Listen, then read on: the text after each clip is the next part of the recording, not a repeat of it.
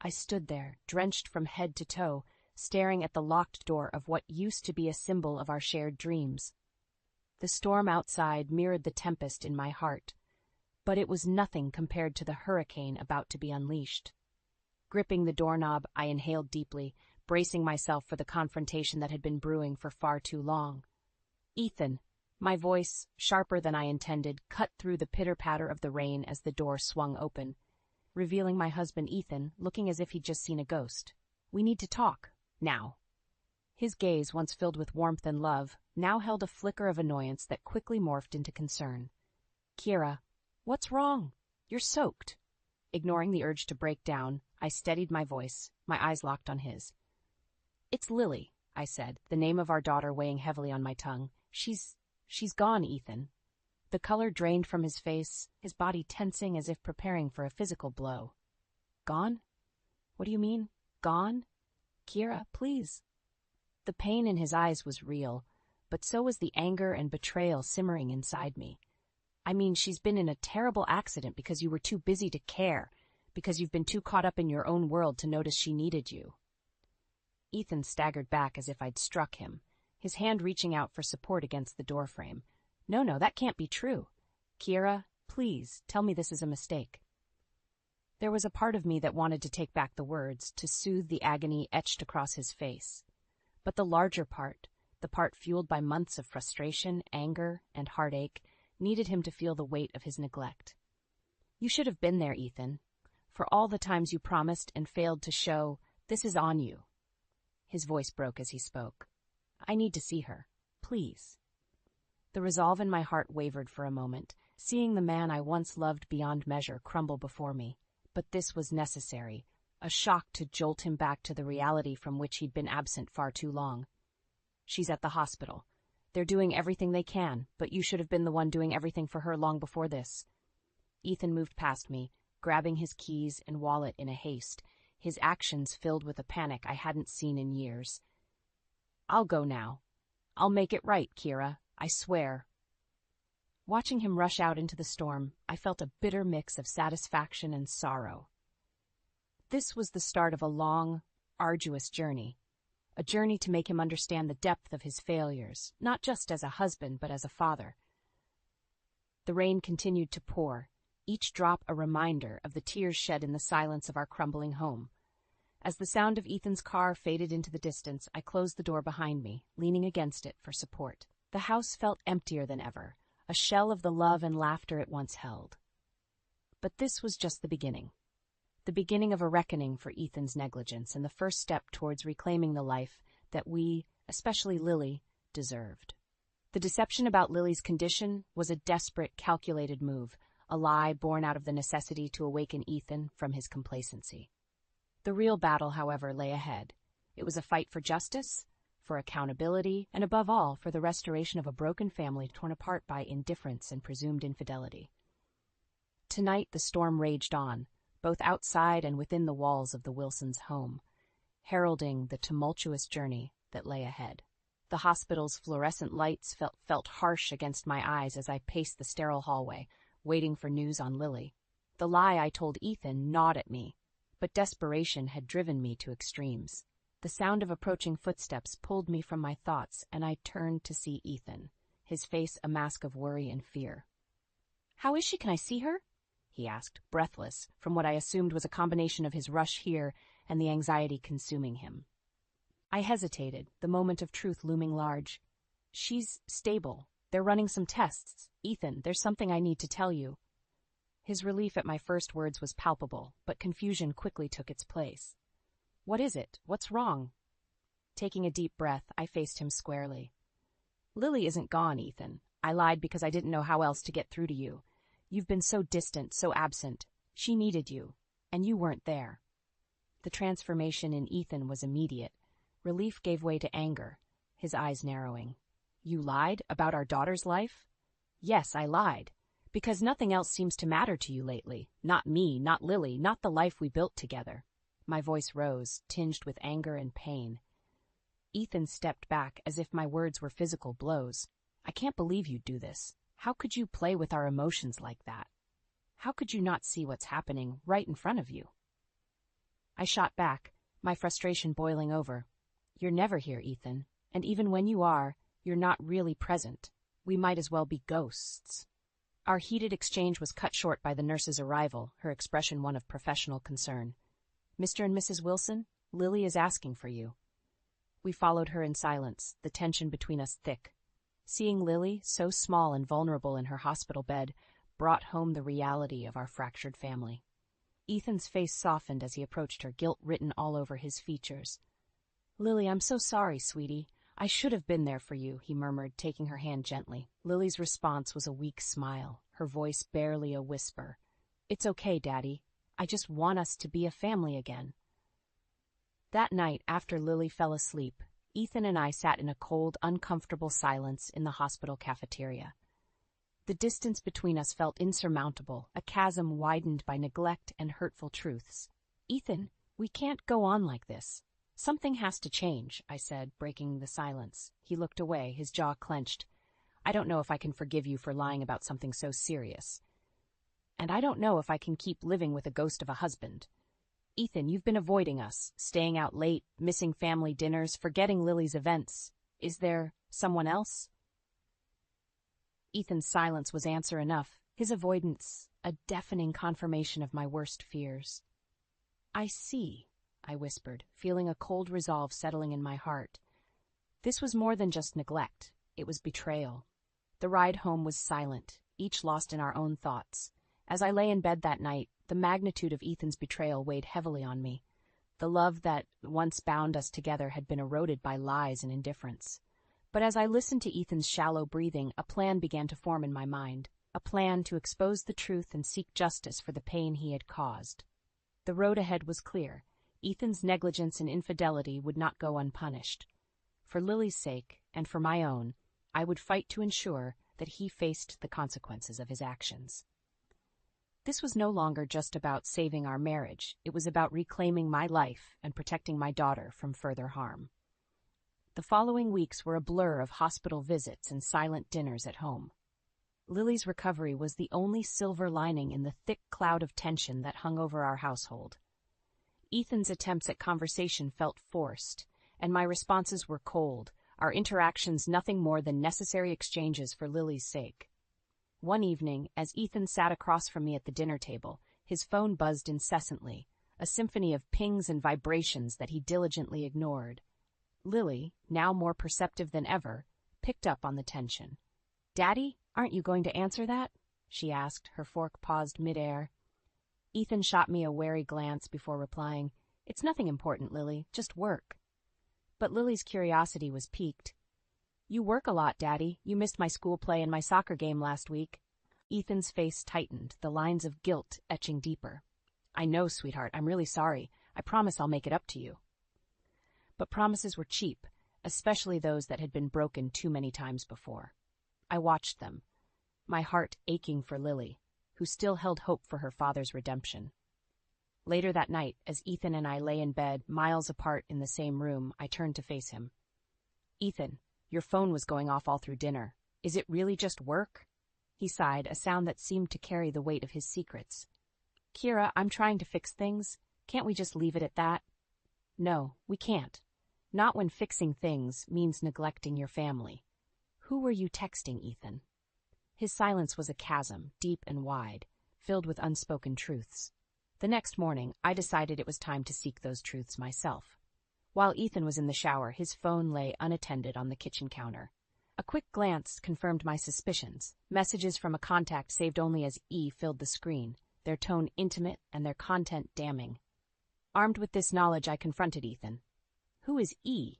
I asked, holding his phone up as he walked into the kitchen. Ethan froze, the color draining from his face. "Kira, it's not what you think." "Isn't it? Can't wait to see you again. Last night was amazing." "How should I think about that, Ethan?" My voice was steady, but inside, I was crumbling. He reached for the phone, but I pulled it back. "Ethan, you've been lying to me, to us. How long has this been going on?" The confession, when it came, was a mere whisper. "A few months. I'm sorry, Kira, I never wanted to hurt you." "Hurt me?" The realization that Ethan's betrayal wasn't just emotional but physical felt like a physical blow. The foundation of our marriage, our family, had been shattered by his actions. "I want you to leave," I said, the words cold and final. Ethan's protest was weak. "Kira, please, I can explain." "There's nothing to explain. You've made your choice. Now it's time you live with it, away from Lily and me." The days that followed were a whirlwind of activity. Ethan moved out, and I focused on Lily, who was confused and hurt by the sudden change. But amidst the turmoil, a fierce determination grew within me. Ethan's negligence and betrayal had not only damaged our family, but had also ignited a resolve within me to protect Lily and ensure that Ethan faced the consequences of his actions. As I lay in bed each night, the silence of the house, a stark reminder of the gaping hole Ethan's departure had left, my thoughts turned to revenge. Not petty acts of spite, but a calculated plan to expose his deceit and ensure he could no longer harm us. For Lily's sake, and for my own, I was ready to fight. This was more than just a broken marriage. It was a battle for justice and a stand against betrayal. In the weeks that followed Ethan's departure, the void he left behind became a space for Lily and me to heal and bond over our shared pain. Yet, beneath the surface of our newfound routine, a storm was brewing, a storm of my own making, aimed squarely at Ethan. One afternoon, as Lily and I sat at the kitchen table working on her school project, the phone rang. The caller ID flashed Ethan's number, a sight that still made my heart skip, not out of love, but a cocktail of anger and anticipation. "Mom, it's Dad," Lily said, her voice a mix of hope and hesitation. I nodded, gesturing for her to answer. "Go ahead, sweetie. I'll be right here." Lily picked up the phone, her voice brightening as she spoke to Ethan. "Hi, Dad. Yeah, we're working on a project about the solar system. Mom's helping me." I listened, my emotions a whirlwind as Lily chatted animatedly, sharing details of her life from which Ethan had chosen to absent himself. After a few minutes, she handed me the phone, her eyes searching mine for any sign of what to expect. Taking a deep breath, I steeled myself. "Ethan? Kira, how are you both doing?" His voice was tentative, laced with a guilt that did little to soothe the raw edges of my heart. "We're managing." "What do you want, Ethan?" There was a pause, and then, "I want to see Lily. I miss her, Kira. I miss you both." The words, meant to tug at my heartstrings, only fueled my resolve. "Lily is doing fine. As for seeing her, you know the conditions. Your actions have consequences, Ethan." Ethan's frustration was palpable, even through the phone. "I'm her father, Kira. You can't just cut me out of her life because of a mistake." "A mistake?" The word tasted bitter in my mouth. "No, Ethan. What you did was not a mistake. It was a series of choices that you consciously made, choices that hurt your family. You need to understand the gravity of that." The conversation ended shortly after, with promises from Ethan to do better and pleas for a chance to prove himself. But words were cheap, and his track record spoke volumes. That evening, as I tucked Lily into bed, her question caught me off guard. "Mom, is Dad a bad person?" I paused, choosing my words carefully. "No, sweetie. Your dad made some bad choices, but that doesn't necessarily make him a bad person. It's complicated." Lily nodded, her understanding limited by her tender age. "I miss him," she admitted, her voice small. "I know, baby, I know." I kissed her forehead, my heart heavy with the burden of our situation. The days turned into weeks, and as the storm outside mirrored the turmoil in our lives, I began to lay the groundwork for my plan. Ethan's negligence and betrayal would not go unchecked. I started documenting everything. His missed visits, the late-night calls, the text messages from E. Everything would serve as ammunition for the battle ahead. One particularly stormy night, as lightning illuminated the sky and thunder shook the windows, I sat at the kitchen table, poring over the evidence I had gathered. The weather outside seemed to echo the chaos Ethan had brought into our lives, a fitting backdrop for my preparations. The sound of the doorbell shattered the silence, pulling me from my thoughts. I checked the clock. Almost midnight. Who could it be at this hour? I approached the door cautiously, peering through the peephole before opening it to find Ethan on the other side, soaked from the rain, his eyes desperate. "Kira, we need to talk." I can't live like this," he pleaded, his voice breaking. The sight of him, so vulnerable, might have once stirred sympathy in my heart, but those days were long gone. "You should have thought about that before, Ethan. You made your choice." Closing the door on his pleading figure, I turned back to the evidence spread out for me. Ethan's time of reckoning was approaching, and I would be the storm that swept him away. The morning after Ethan's late visit, I woke with a resolve stronger than ever. The sight of him, drenched and desperate, had not softened my heart, but had instead solidified my determination to see through the plan I had been meticulously crafting. Ethan needed to face the full consequences of his actions, not just for me, but for Lily, whose innocent questions about her father's love and absence haunted me. I sat Lily down after breakfast, a serious conversation brewing over the remains of our meal. "Lily, your dad and I are going through a difficult time, as you know. It's important that you understand. No matter what happens, we both love you very much." Lily nodded, her eyes wide and trusting. "I know, Mom, but why doesn't Dad come to see us anymore?" The simplicity of her question stung, a reminder of the complexity of adult failures to a child's heart. "Daddy made some mistakes, sweetheart. Right now, it's important for us to focus on being strong and happy together." As the day progressed, I took steps to initiate the next phase of my plan. I contacted a lawyer, detailing Ethan's neglect, his affair, and the impact of his actions on Lily and me. The lawyer listened, his voice calm and reassuring, promising to guide me through the process of holding Ethan accountable. That evening, Ethan called again, his voice a mixture of desperation and anger. "Kira, you're turning Lily against me. I have rights." "The only person turning Lily against you is you, Ethan. Your actions speak louder than any words could," I replied, my voice steady. "I want to see my daughter. I'll take this to court if I have to," he threatened, his voice gaining an edge. "If that's the route you choose, be prepared to face the consequences. I have documented everything, Ethan. Your neglect, your affair, everything. You think a court will look kindly on that?" There was silence on the other end, the weight of reality settling in. "Kira, please. There has to be another way." "The time for another way has long passed, Ethan. You made your choices. Now you live with them." After hanging up, I felt a surge of empowerment mixed with sorrow. This wasn't the life I had envisioned for us, but I was determined to emerge from this storm stronger, for Lily's sake. The next few days were a whirlwind of legal consultations and preparations. Ethan's sporadic attempts to contact us became more desperate, but I remained firm, bolstered by the support of my lawyer and the unwavering goal of securing a better future for Lily and me. One afternoon, as I collected mail from the mailbox, an envelope caught my eye.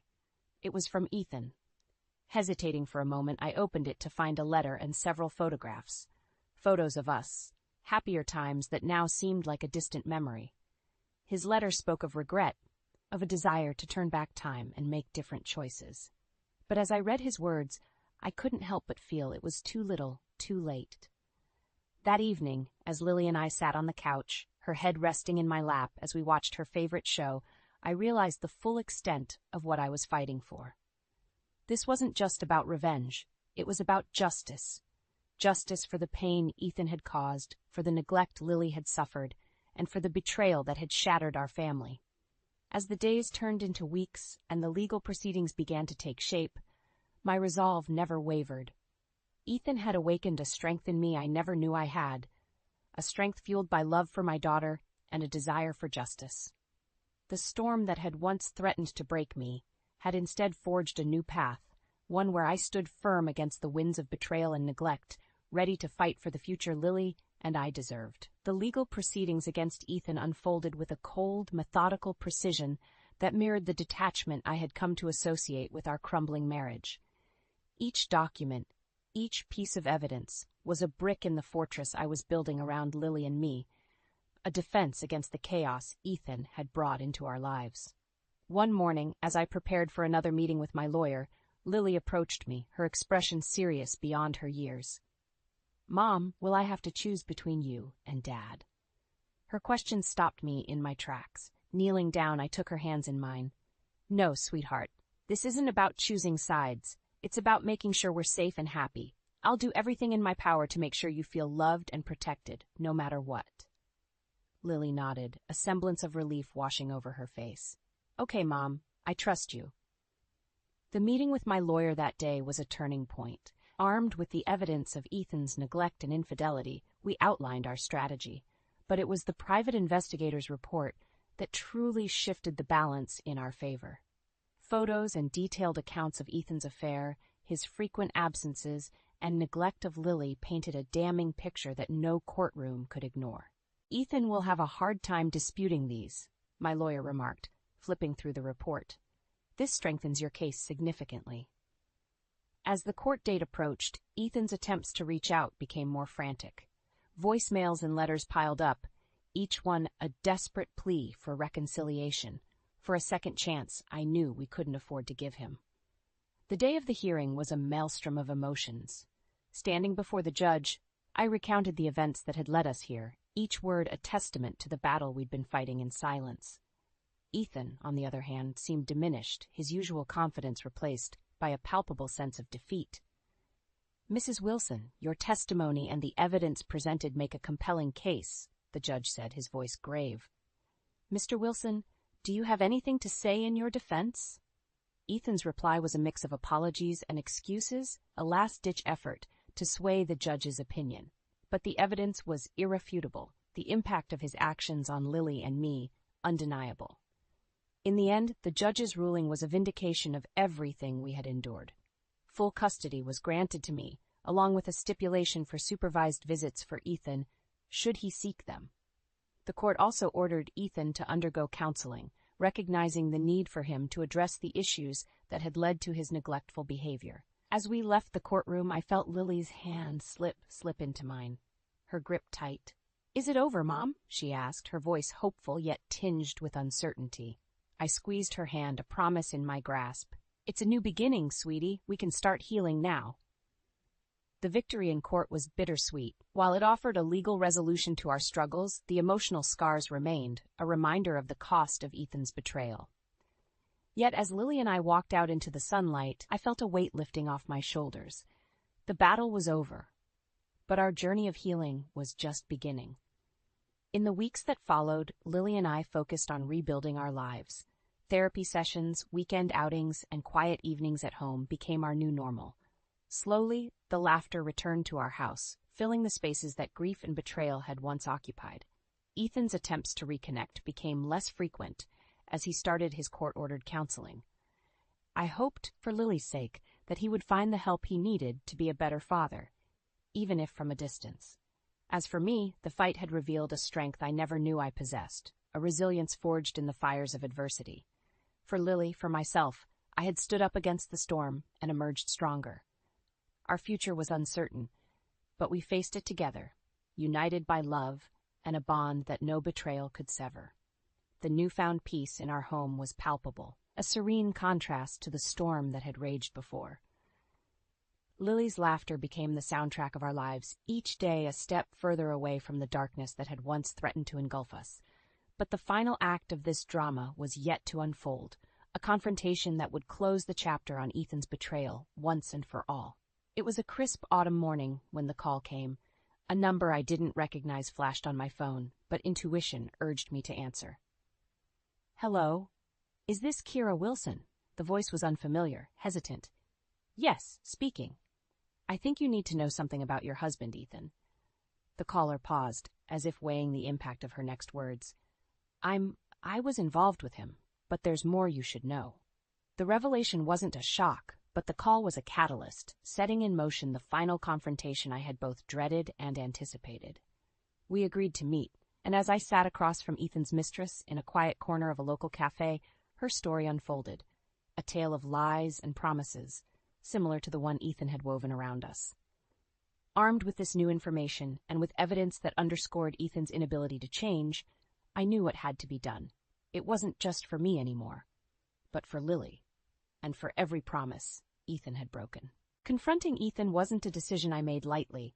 As I stood at his doorstep, Lily by my side, a mix of resolve and apprehension coursed through me. When he opened the door, his surprise at seeing us was evident, quickly replaced by a cautious wariness. "Kira, Lily, what are you doing here?" Ethan's voice betrayed a hint of fear, a recognition of the reckoning that stood before him. "We know, Ethan. We know everything." My voice was steady, belying the turmoil inside. "Know what?" "Kira, I can explain." Ethan's attempt at deflection was cut short by the evidence I presented, the final nails in the coffin of his deceit. The confrontation was intense, a cathartic release of months of pain and betrayal. Ethan's attempts to justify his actions fell on deaf ears, his words empty and devoid of the remorse we needed to hear. "You chose this path, Ethan. You chose to step outside our marriage, to break the trust that held our family together," I said, each word underscored by a conviction forged in the fires of betrayal. Lily's presence was a silent testament to the stakes of this confrontation. Her eyes, wide and watchful, bore witness to the crumbling facade of the father she had idolized.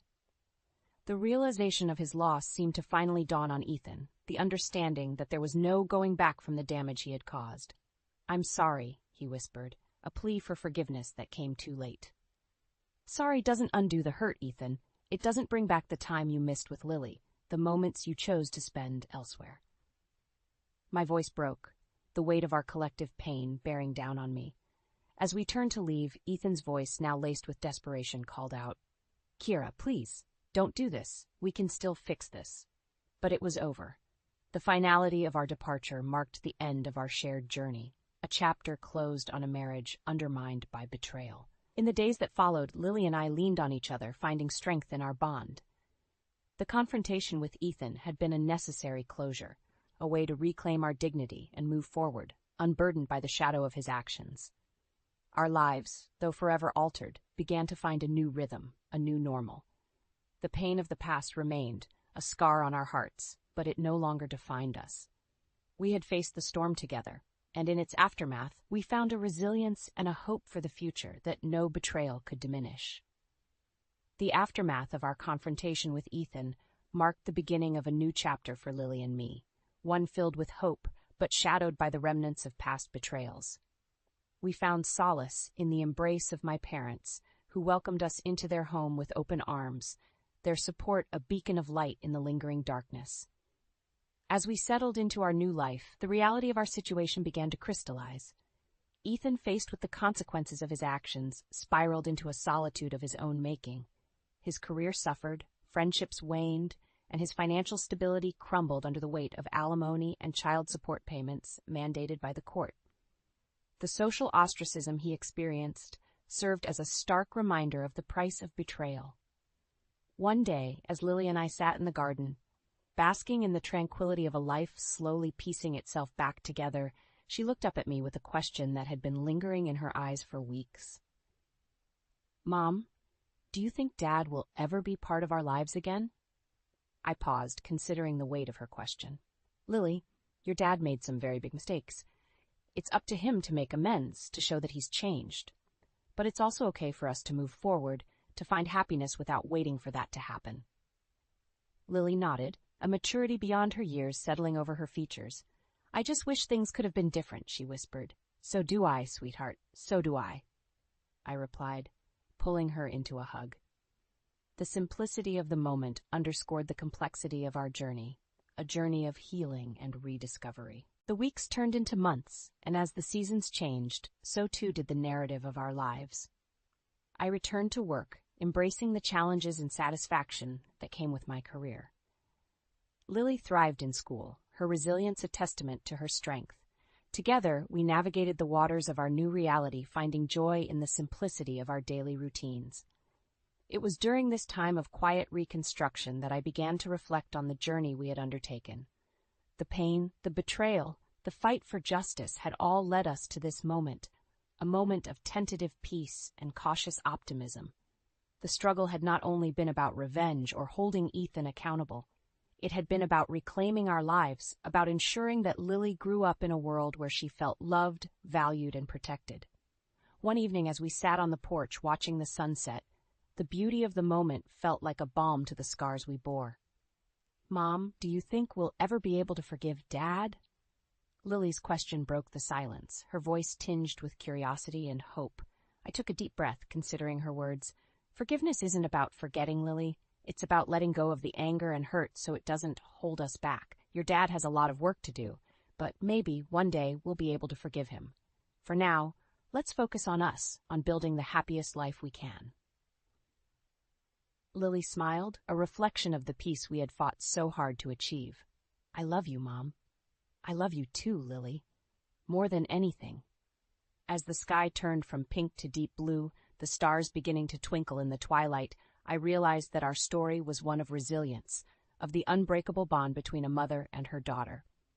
Despite the turmoil, the heartache, and the battles we had faced, we emerged stronger, united by our journey from despair to empowerment. Our future was uncertain, filled with challenges and opportunities in equal measure. But one thing was clear. Whatever lay ahead, Lily and I would face it together, our love and strength a testament to the power of starting anew.